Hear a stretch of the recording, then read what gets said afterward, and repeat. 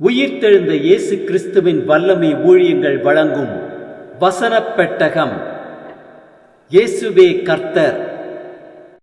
இயேசுவையே தேவன் ஆண்டவரும் கிறிஸ்துவுமாக்கினார். இயேசுவே ராஜாதி ராஜா, கர்த்தாதி கர்த்தா. கிறிஸ்துவே மரித்தோர் மேலும் ஜீவனுள்ளோர் மேலும் ஆண்டவர். கிறிஸ்துவே போதகரும் ஆண்டவருமாயிருக்கிறார். வசனப் பெட்டகத்தின் இன்றைய தின கருப்பொருள்: தேவனுடைய வழி. தேவனுடைய வழி உத்தமமானது.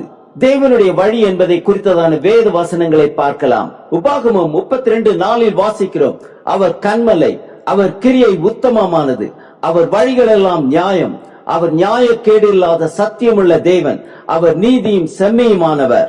சங்கீதம் 18:30 வாசிக்கிறோம்: தேவனுடைய வழி உத்தமமானது, கர்த்தருடைய வசனம் புடமிடப்பட்டது, தம்மை நம்புகிற அனைவருக்கும் அவர் கேடகமாயிருக்கிறார். சங்கீதம் 101:6 வாசிக்கிறோம்: தேசத்தில் உண்மையானவர்கள் என்னோட வாசம் பண்ணும்படி என் கண்கள் அவர்கள் மேல் நோக்கமாயிருக்கும், உத்தமமான வழியில் நடக்கிறவன் என்னை சேவிப்பான். வெளிப்படுத்தின விசேஷம் 15:3 வாசிக்கிறோம்: தேவரீருடைய வழிகள் நீதியும் சத்தியமுமானவைகள்.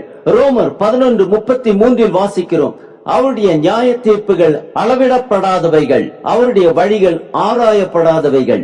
ஓசியா 14:9 வாசிக்கிறோம்: கர்த்தருடைய வழிகள் செம்மையானவைகள், நீதிமான்கள் அவைகளில் நடப்பார்கள், பாதகரோ வென்றால் அவைகளில் இடறி விழுவார்கள்.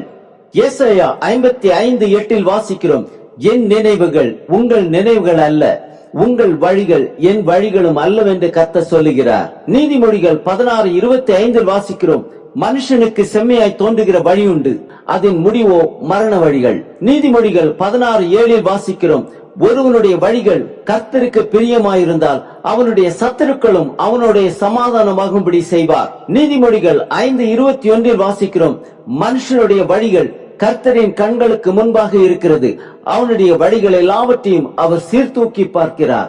எரேமியா 29:11 வாசிக்கிறோம்: நீங்கள் எதிர்பார்த்திருக்கும் முடிவை உங்களுக்கு கொடுக்கும்படிக்கு நான் உங்கள் பேரில் நினைத்திருக்கிற நினைவுகளை அறிவேன் என்று கர்த்தர் சொல்லுகிறார். அவைகள் தீமைக்கல்ல, சமாதானத்துக்கு ஏதுவான நினைவுகளே. யோவான் 14:6 வாசிக்கிறோம்: அதற்கு இயேசு, நானே வழியும் சத்தியமும் ஜீவனுமாயிருக்கிறேன், என்னாலே அல்லாமல் ஒருவனும் பிதாவினிடத்தில் வரான். 1 கொரிந்தியர் 2:11 வாசிக்கிறோம்: மனுஷனில் உள்ள ஆவியை என்று மனுஷரில் எவன் மனுஷருக்குரியவைகளை அறிவான், அப்படி போல் தேவனுடைய ஆவியை என்று ஒருவனும் தேவனுக்குரியவைகளை அறிய மாட்டான். சங்கீதம் 1:1-2 வாசிக்கிறோம்: துன்மார்க்கருடைய ஆலோசனையில் நடவாமலும், பாவிகளுடைய வழியில் நில்லாமலும், பரியாசக்காரர் உட்காரும் இடத்தில் உட்காராமலும், கர்த்தருடைய வேதத்தில் பிரியமாயிருந்து இரவும் பகலும் அவருடைய வேதத்தில் தியானமாயிருக்கிற மனுஷன் பாக்கியவான்.